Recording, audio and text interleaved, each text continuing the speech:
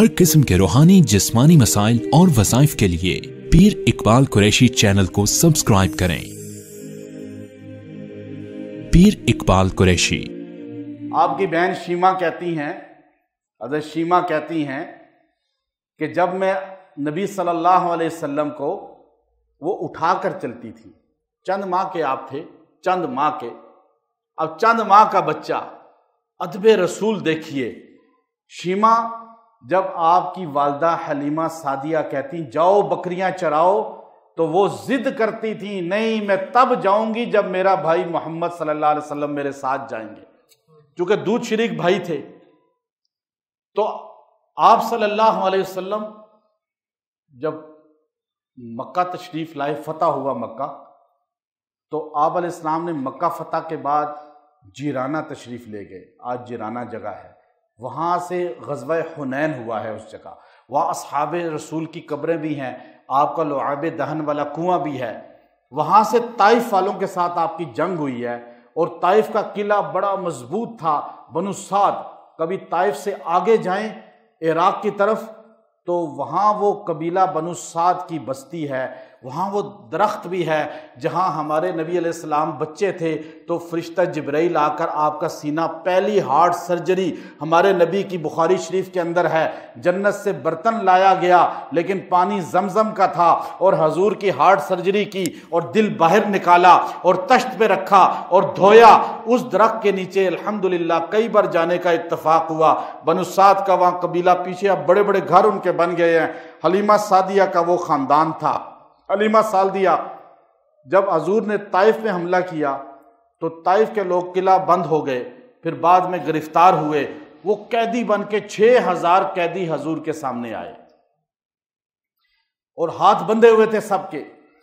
और इतना माल किसी गज़वे में नहीं आया जितना बनु सकीफ से आया इस मार्के में। बकरियां, सोना, चांदी, ऊंट, घोड़े और चीजें, औरतें, मर्द, बच्चे कैदी बन के इस तरह हाथ बंधे हुए लाइनों में 6000 खड़े थे। आप सल्लल्लाहु अलैहि वसल्लम के पास एक सहाबी आए। आप अलैहिस्सलाम चारपाई पे बैठे हुए थे। एक सहाबी आकर कहने लगे, या रसूल अल्लाह, एक बूढ़ी औरत है और वो कह रही है कि मैं तुम्हारे साहब की बहन हूं। साहब की, नबी तो मानती नहीं, कलमा है नहीं, वो सारे काफिर थे। कहा मैं तुम्हारे साहब की बहन हूं। या रसूल अल्लाह, आपकी बहन है कोई? कहा मेरे साथ तो पैदा ही कोई नहीं हुआ, मैं तो वालिदैन का अकेला हूं। तो कहा जी वो तो इसरार कर रही है। कहा उसे बुलाओ। आप सल्लल्लाहु अलैहि वसल्लम के सामने एक बुढ़िया को लाया गया, 63, 64, 65 साल की होगी या ज्यादा इससे भी होगी। वो बुढ़िया हजूर अलैहिस्सलाम के सामने खड़ी हो गई। कहा आपने पहचाना मैं कौन हूं? कहा नहीं, मेरा तो बहन है ही कोई नहीं। कहा मैं उसकी बेटी हूं, हलीमा सादिया, जिसने आपको दूध पिलाया था। हजूर अलैहिस्सलाम एकदम मुतवज्जे हो गए।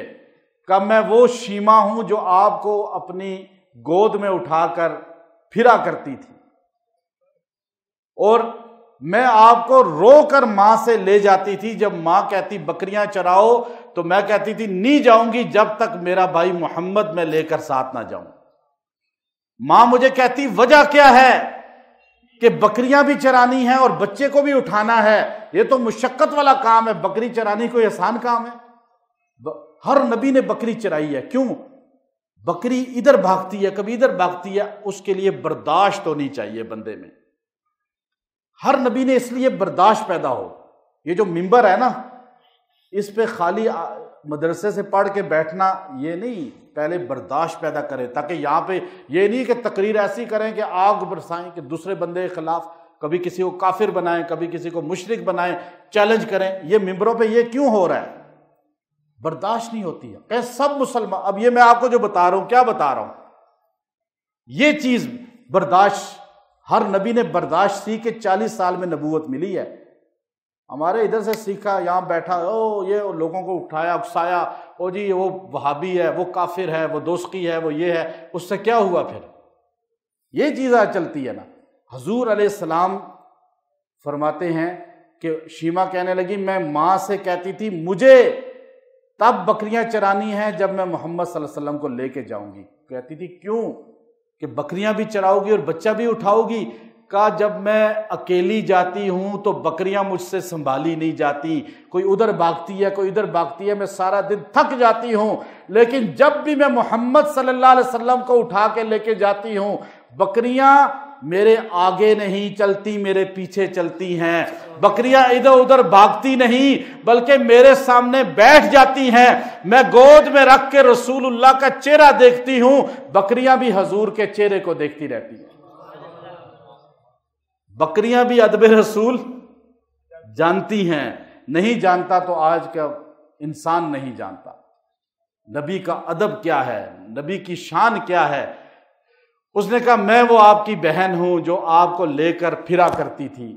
حضور ایک دم کھڑے ہو گئے، اپنی چادر کو بچھایا، کندھے پہ تھی کالی کملی، بچھا کر کہا میری بہن یہاں بیٹھ جاؤ. اور آپ اس کے سامنے بالکل ادب سے بیٹھ گئے اور صحابہ سے فرمایا تم میں بہترین وہ ہے جو اپنی بہنوں کے ساتھ اچھا سلوک کرنے والا ہے، بہنوں کے ساتھ حسن سلوک سے پیش آنے والا ہے، ان کی شادیوں کے بعد بھی ان کی نگہداشت کرنے والا ہے. اور آپ علیہ السلام یوں بیٹھے ہوئے تھے.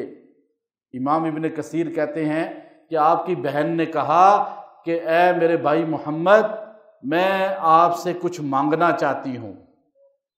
آج دیکھیں نا لوگ تو حق نہیں دے رہے بہنوں کو، ان کی زمینوں پہ قبضہ، ان کے گھروں پہ حق دبا لیا. اور یہاں دو جہاں کے سردار جس محمد صلی اللہ علیہ وسلم کے نام پہ میلاد کر ذکر کرتے ہیں وہ عاشق رسول بھی بہنوں کا حق دبا کے بیٹھا ہے یا نہیں؟ لوگ شادیاں ہی نہیں کرا رہے بہنوں کی کہ جی ان کے وراثت آگے چلی جائے گی. کہا میں آپ سے کچھ مانگنا چاہتی ہوں. کہا مانگیے. کہا میں گرفتار ہو کر آئی ہوں، میری اولاد گرفتار ہو کر آئی ہے.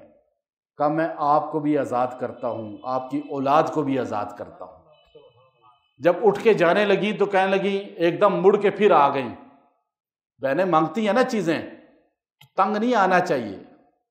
آپ اس پر اللہ کا شکر ادا کریں کہ آپ کی نسبت آج رسول اللہ سے قائم ہو رہی ہے.